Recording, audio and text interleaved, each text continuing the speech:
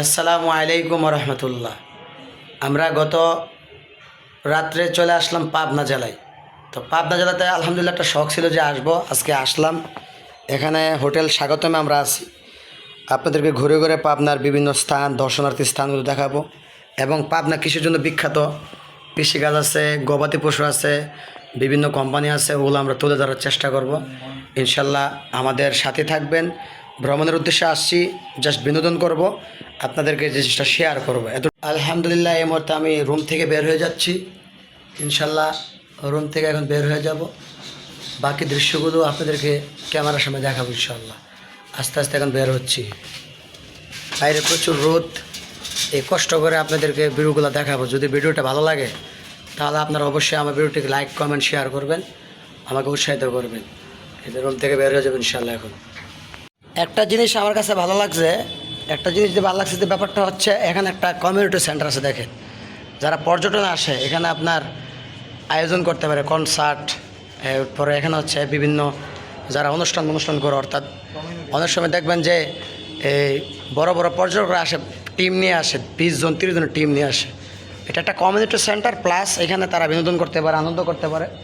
এই ব্যাপারটা আমার কাছে বেশ ভালো লাগছে। আর স্পেসটা অনেক বড়, মোটামুটি বিশাল একটা স্পেস। দেখেন, অনেক বড় একটা স্পেস, চারদিকটা একটা স্পেস আছে এই যে। তো ইনশাল্লাহ আমি ঘুরে ঘুরে বাইরের থেকে দেখেন আপনার যে পাবনার দৃশ্যগুলো কেমন। বিশেষ করে এটা হচ্ছে একটা পাবনার মেন টাউনে রূপকথা একটা হল, সিনেমা হল। হ্যাঁ, আমরা এখানে থাকি। যে এটা একটা রাস্তা, আর আপনার এদিক দেখাচ্ছে আর একটা রাস্তা। এই যে এদিকে দুইটা রাস্তা ঢুকছে মেন টাউনের দিক থেকে। তো ইনশাল্লাহ আমরা হোটেল থেকে নামবো, নেমে ঘুরে ঘুরে আপনাদেরকে দেখাবো, সঙ্গেই থাকুন। আমরা এই মুহূর্তে এই যে অটো ঠিক করছি, 100 টাকা দিয়ে বাস টার্মিনাল যাবে। এখন বাস টার্মিনাল 100 টাকা দিয়ে বাস টার্মিনাল চলে যাবো ইনশাআল্লাহ। 100 টাকা দিয়ে ঠিক করলাম, এখান থেকে আমরা বাস টার্মিনাল চলে যাব। ভাড়া হচ্ছে 100 টাকা। এই যে ড্রাইভার সাহেব, টাটা দেন একটা। হ্যাঁ টাটা ভাই। হ্যাঁ, কই যাচ্ছি আমরা?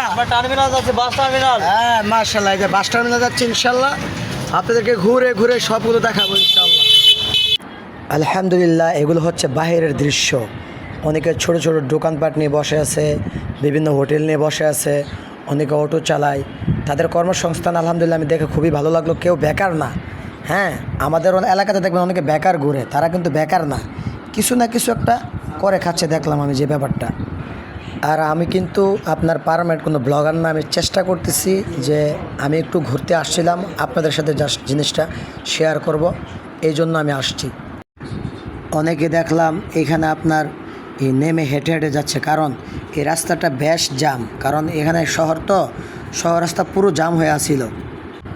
যেহেতু বৃষ্টিপাতের দিন ছিল, রাস্তা বেশ ভাঙ্গা ছিল। আমি দেখলাম যে আপনার চারদিকে পানি আর পানি, রাস্তা অনেক ভাঙ্গা, গাড়ির ঠেকনা, প্রচুর পরিমাণ ঠেকনা হচ্ছিল। তো ড্রাইভার সাহেবকে জিজ্ঞাসা করছিলাম, ভাই এই রাস্তার এই হালত কেন? তো উনি বলছে, ভাই বুঝেন না দেশের পরিস্থিতি, হ্যাঁ এভাবে তো চলতেছে। আসলে কি, আমরা জনগণ দিন শেষে রাত যা ঠকে যাচ্ছি। দেখেন, এই যে সরকার একদল গেল, আরেক দল আসলো, কিন্তু রাস্তার কিন্তু কোনো পরিবর্তন হলো না। তবে আমি যেহেতু এই পাবনা জেলা হচ্ছে আমাদের রাষ্ট্রপতির জেলা, হ্যাঁ চপ্পু সাহেবের জেলা, আমি আশা করি উনি এই রাস্তার সংস্কার করবেন, এই রাস্তা ভালো করবেন। কারণ রাস্তা যদি ভালো হয়, পর্যটনরা আসবে, ঘুরবে, এতে করে দেশের অর্থনৈতিক দিকে আপনার চাঙ্গা হবে। বিশেষ করে যদি পর্যটকরা আসে, বাইরের থেকে আসে আর এই রাস্তা দেখে, তাহলে কিন্তু আর পরবর্তীতে তারা আসবে না, তাই না? এটা হচ্ছে পাবনা শহরের ঐতিহাসিক সেই বাস টার্মিনাল। এখানে অনেক বাস দাঁড়িয়ে আছিল, সিএনজি দাঁড়িয়ে আছিল। তো আমি তো একা একা মানুষ, নতুন মানুষ, কাউরে চিনি না। হ্যাঁ, তাই একা একা একটু ভিডিও করলাম, ঘুরলাম। আমি ওইভাবে কাউকে চিনি না বিদায় ওইভাবে শ্যুটটা নিতে পারি নাই। আর এটা হচ্ছে আপনার পাবনার মেন টাউনের ভিতরে, শহরের ভিতরে, যেটা মেন সিটির ভিতরে। এটা হচ্ছে লতিফ টাওয়ার নামে একটা বিল্ডিং, বিশাল বড় একটা বিল্ডিং। এখানে আপনার শপিং মল আছে, তারপরে মোবাইলের দোকান আছে, অনেক কিছু এখানে আছে। আর এর পাশে আছে আপনার এই যে বিভিন্ন, পরে ঘুরতে ঘুরতে বেলা প্রায় আসরের নামাজের সময় হয়ে গেল। নামাজের সময় যখন হয়ে গেল, আমরা এই মার্কেটের ভিতরে একটা মসজিদ ছিল, ওইখানে গিয়ে আমরা এই নামাজটা আদায় করলাম। বেশ পরিবেশটা ভালো ছিল। আর এইগুলো হচ্ছে মার্কেটের নিচে বিভিন্ন পাইকারি দোকান আছে, গেঞ্জির দোকান। যারা ওই যে খেলার গেঞ্জি, বিশেষ করে বর্তমানে ফাইনাল খেলা চলতে, আর এগুলো হচ্ছে আপনার নামাজ থেকে বের হওয়ার পর নিচতলাতে বিভিন্ন গেঞ্জি, যারা ওই কোম্পানির গেঞ্জি বিক্রি করে, অনেক নাম এখানে প্রিন্ট করে ওরা বিক্রি করতেছে, আমি দেখলাম। তো লোক ছিল না বিধে আমি ওইভাবে ভিডিওটা করতে পারি নাই, অল্প একটু ভিডিও করে নিয়ে আসছিলাম। যাই হোক, আমার কাছে ব্যাপারটা ভালো লাগছে। আপনারা যদি পাইকারি গেঞ্জি কিনতে চান বা প্রিন্টিং করতে চান, এই যে তাদের কাছে আপনারা আসতে পারেন, তারা প্রিন্ট করে একবারে নামসহ গেঞ্জিগুলো আপনাদেরকে দিয়ে দিবে। পরে দোকান থেকে বের হয়ে আসলাম বাইরে এসে দেখলাম কি সুন্দর সুন্দর কাঁঠাল, অত্যন্ত ভালো লাগলো গ্রামের কাঁঠালগুলো দেখে। তারপরে আছে ডাব, হ্যাঁ, এরা এগুলো বিক্রি করতেছে, খুব সুলভ মূল্যে বিক্রি করতেছে। আমার কাছে বেশ পরিবেশটা খুবই ভালো লাগলো। আর এইখানে এক চাচা দেখলাম, জাস্ট টাটকা ফ্রেশ সবজিগুলো নিয়ে শুধু ভ্যান গাড়ি দিয়ে বাজারে উনি আনলো সন্ধ্যার আগে। মানুষ হুমড়ি হয়ে পড়তেছে দেখলাম কেনার জন্য, কারণ কে না চায় একটু ভালো খেতে। সবাই টাটকাটা কেনার জন্য লাইন দাঁড়ায় আসছিল। পরে ঘুরতে ঘুরতে ক্লান্ত হয়ে গেলাম, পাশে একটি শরবতের দোকান পাইলাম। শরবতের দোকান থেকে একটি শরবত খাইলাম। এক গ্লাস শরবতের দাম ছিল 10 টাকা। যাই হোক, আলহামদুলিল্লাহ শরবতটা খুব ভালো ছিল, বেশ ভালো ছিল। পরিবেশটা ওইভাবে ছিল না বিধায় আমি দাঁড়ায় পান করতে হইলো। আসলে দাঁড়ায় পান করাটা ঠিক না, হ্যাঁ, আমি পরিস্থিতির শিকারে দাঁড়ায় খাইতে হইছে। যাই হোক, আপনারা দাঁড়ায় খাইবেন না, সবাই বৈশা খাইবেন পানি। এখানে এক কাকা কলা আপনার গাছ থেকে ওনার জিজ্ঞাসা করছিলাম কলাগুলো কই থেকে আনছেন। বলছে এলাকার কলা এগুলা, ওরা কাইটা আনলে গৃহস্থ থেকে কিনাই না, ওরা ভ্যান দেয় বিক্রি করে। ঢাকার কলা তো বেশ দাম, প্রায় আপনার 120 টাকা ডর্জন। কলা কত? এই যে মামু কলা সুন্দর 25 টাকা হালি, 25 টাকা হালি, হালি আছে, 20 টাকা হালি আছে, অর্গানিক, কেমিক্যাল মুক্ত না, কেমিক্যাল মুক্ত, একদম কেমিক্যাল মুক্ত। জানেন তো। পরে হাঁটতে হাঁটতে আমি এক চাচার দোকানে এসে বসলাম, চাচার সাথে একটু গল্প করলাম। কাকা, আচ্ছা বাজারের কি অবস্থা? বাজার কেমন আছে? বাজার কেমন?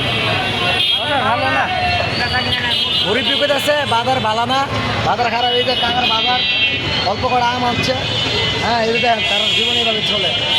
এই যাই হোক, উত্তরবঙ্গের মানুষ কিন্তু মনের দিকটা ভালো, মনে রাখবেন। উত্তরবঙ্গের মানুষ মনের দিকটা অত্যন্ত ভালো, তারা শিকারি বাটপারি এগুলো বোঝে না।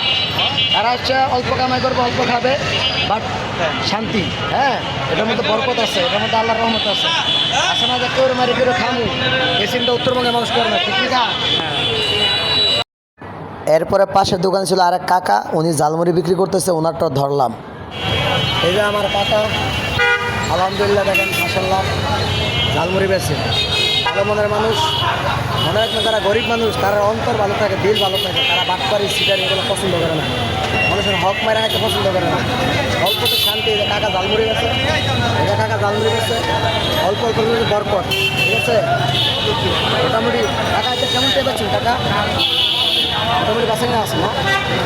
সালাম দেন, সবার কাছে সালাম দেন। আপনারা সালাম দিচ্ছে, আপনারা সালাম দিচ্ছেন সবাই। কাকার ব্যবসা আল্লাহ বরকত দান করে, ব্যবসার মধ্যে বারাকা দান করুন। আসসালামু আলাইকুম রহমতুল্লাহ। ইনশাল্লাহ আগামীকালও আমার ভিডিও আসবে, সবাই আমার চ্যানেলটি সাবস্ক্রাইব করে আমার পাশে থাকবেন।